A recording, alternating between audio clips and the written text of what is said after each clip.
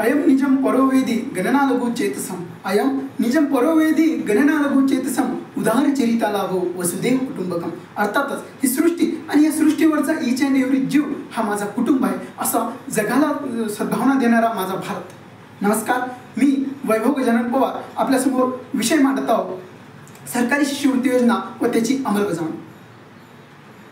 कल्पना करा, एका खेडेगावात राहणारा दिवसभर शेतातून कष्ट करणारा बाप आपल्या मुलाला म्हणतो, बाळा काळजी करू नकोस, तू शिक, पैशाची चिंता करू नकोस. हे वाक्य केवळ एक आश्वासन नाही, तर सरकारी शिष्यवृत्ती योजनांच्या विश्वासाचा दिलेला अविभाज्य भाग्य आहे. शिक्षण हे केवळ ज्ञानार्जनाचे साधन नाही, तर शिक्षण हे समाजाप्रती आपल्या एकनिष्ठेचे शस्त्र आहे. छत्रपती शिवाजी महाराजांच्या महाराष्ट्राने नेहमीच शिक्षणाला सर्वोत्तम प्राधान्य दिलेले आहे आणि याच परंपरेनुसार महाराष्ट्र शासन आज वेगवेगळ्या विद्यार्थ्यांसाठी वेगवेगळी शिष्यवृत्ती योजना राबवत आहे. भारताचे संविधान निर्माते डॉक्टर बाबासाहेब आंबेडकर म्हणतात, शिक्षण हे वाघिणीचे दूध आहे आणि जो तो प्राशन करेल तो गुरगुरल्याशिवाय राहणार नाही. आणि शिष्यवृत्ती योजना हे तेच दूध वाटप करण्याचे काम करते.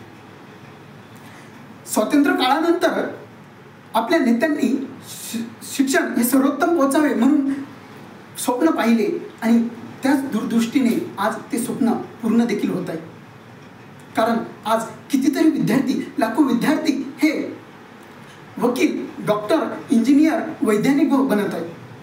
कशामुळं? तर सरकारी शिष्यवृत्ती योजनामुळं. आज महाराष्ट्रात कितीतरी योजना कार्यरत आहेत, जसे की सरकारी शिष्यवृत्ती योजना असो, की पंजाबराव देशमुख वसतिगृह निर्वाह भत्ता योजना असो, की एकलव्य सहाय्यक योजना असो, किंवा केंद्रशासित प्रशासनाची अल्पसंख्याक पोस्ट मॅट्रिक शिष्यवृत्ती योजना असो, किंवा अपंग पोस्ट मॅट्रिक शिष्यवृत्ती योजना असो, या सर्व योजनांचा उद्देश फक्त हाच की प्रत्येक गरीब विद्यार्थ्यापर्यंत ही शिष्यवृत्ती योजना पोहोचली पाहिजे आणि त्या योजनांचा लाभ त्या विद्यार्थ्यांना पोहोचला पाहिजे. परंतु खरंच ह्या योजना गरजू विद्यार्थ्यांपर्यंत पोहोचतील का? कारण या योजनेची अंमलबजावणी ही एक खूप मोठी जबाबदारी आहे आणि यासाठी आपल्याला पारदर्शकता आणि प्रामाणिकतापणा असणं खूप महत्त्वाचं आहे.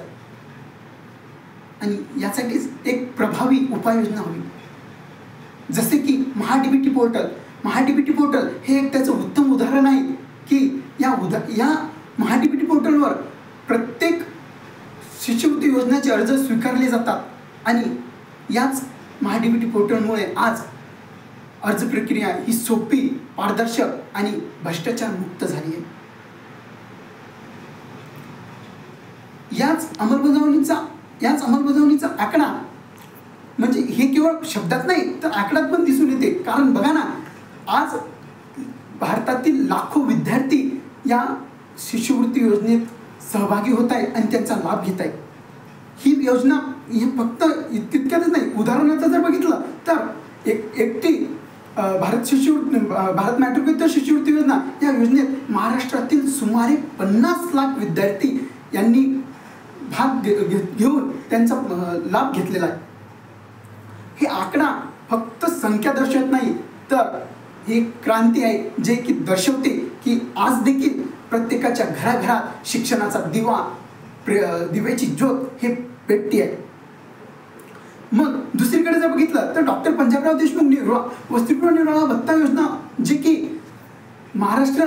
की प्रत्येक विद्यार्थ्यांना आपलं गरिबाचं शिक्षणाचं प्राधान्य दिलेलं आहे. कारण बघा ना, आज कितीतरी विद्यार्थी बाहेर दुसऱ्या शहरात शिकायला जाऊ शकत नाही कारण त्याच्याजवळ पैसा नसतो. पण ही योजना निवास व खर्चासाठी व जेवणासाठी आपल्याला आर्थिक मदत देते आणि त्यामुळेच आज कितीतरी विद्यार्थ्यांचे स्वप्न हे शक्य झालेले आहे.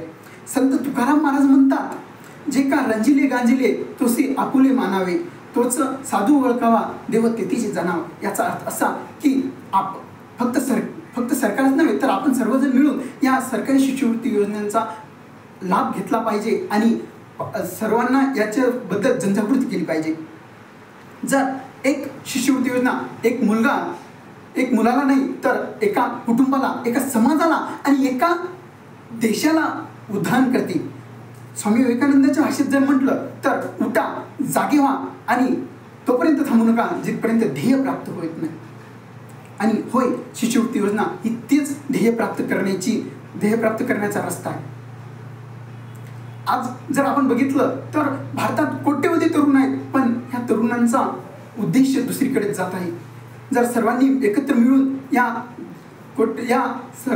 शिष्यवृत्तीबद्दल जनजागृती प्रसारित केली तर आज भारतातील प्रत्येक विद्यार्थी शिक्षित होऊ शकेल. जसे केअर ऑफ पब्लिक सोसायटीचे अध्यक्ष अमर रिकार्ड सरनं 2013 मध्ये मराठा विद्यार्थ्यांसाठी शिष्यवृत्ती योजना लाभावी म्हणून मुख्यमंत्री साहेबांना पत्र लिहिले. तसेच प्रयत्न जर आपण सर्वजण मिळून केले तर आज आपला देश खरंच निश्चितच विकसित देश बनेल आणि आज आपला देश हा प्रगतिशील देश आणि विश्वगुरू भारत हा जगात विश्वगुरू म्हणून ओळखला जाईल. जय हिंद, जय भारत.